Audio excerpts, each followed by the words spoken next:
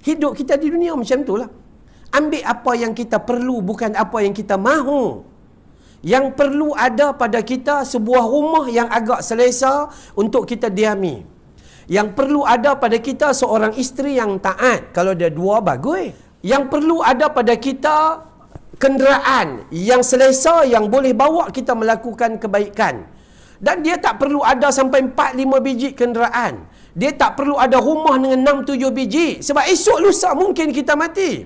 Zuhud yang benar. Zuhud ni jangan salah faham. Oh, rendah diri dia hidup, pakai baju koyak-koyak. Tu gila nama dia. Ada orang kata, Ustaz, ada wali di simpang-simpang jalan, pakai seluar koyak sana, koyak sini, baju mana apa begitu gini, dia kata wali. Dah, tu orang gila.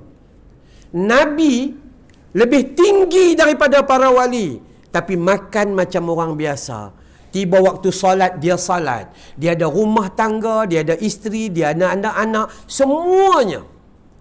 Kalau waliullah adalah orang yang akrab dengan Allah, yang kuat ibadah, bukan maksud pakai compang-camping, bukan. Bukan bermaksud dia berjalan tengah jalan, dia ambil batu, dia jampi bagi kat kita, tu wali, bukan.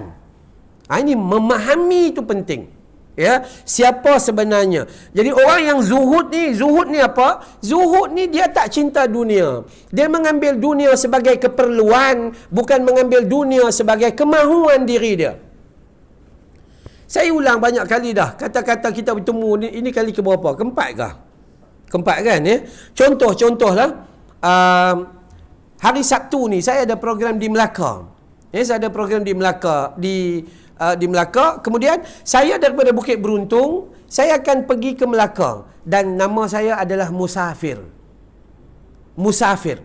Hidup kita di dunia pun musafir. Lahir, habis umur, mati, pergi ke akhirat. Musafir. So macam mana? Musafir bawa apa? Musafir hanya mengambil keperluan, bukan kemahuan. Saya yang musafir, contoh saya pergi dengan anak saya hari Sabtu ni. Apa yang saya bawa untuk pergi Melaka? Duit ada sikit dalam beg duit, yang lain ada dekat kad. Saya akan bawa baju untuk tukar sepasang.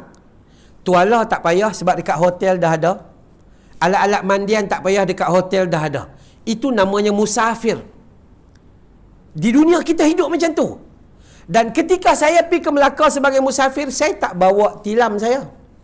Saya tak bawa mesin basuh, saya tak bawa peti ais, saya tak bawa mesin kacau bubur ke apa gitu, saya tak bawa. Kenapa? Itu nama musafir. Hidup kita di dunia macam itulah. Ambil apa yang kita perlu, bukan apa yang kita mahu. Yang perlu ada pada kita sebuah rumah yang agak selesa untuk kita diami.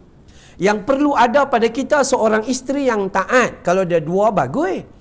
Kan, tambah ada 3 lagi elok. Kan ya? Yang perlu ada pada kita kenderaan yang selesa, yang boleh bawa kita melakukan kebaikan. Dan dia tak perlu ada sampai 4-5 biji kenderaan. Dia tak perlu ada rumah dengan 6-7 biji. Sebab esok lusa mungkin kita mati. Yang kita perlu bawa ada keperluan sahaja. Yang tu yang kita kena faham. Zuhud ni artinya apa? Meninggalkan sesuatu yang tidak ada manfaat. Tu zuhud. Yang tu saja. Ya.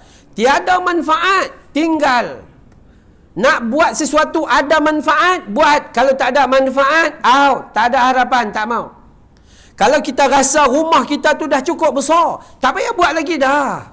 Baru je kena banjir nak besarkan rumah lagi. Kadang manusia ni pelik. Rumah ustaz, dia kata kat saya lah. Saya pergi tegur. Saya tegur secara peribadi hari tu. Ya, saya ustaz, rumah saya sampai begini. Tenggelam ni sampai dalam rumah, bila dia berdiri sampai macam ni. Elok-elok surut saja. Cadang dengan bini dia nak besarkan rumah. Saya kata, ni lah gila namanya.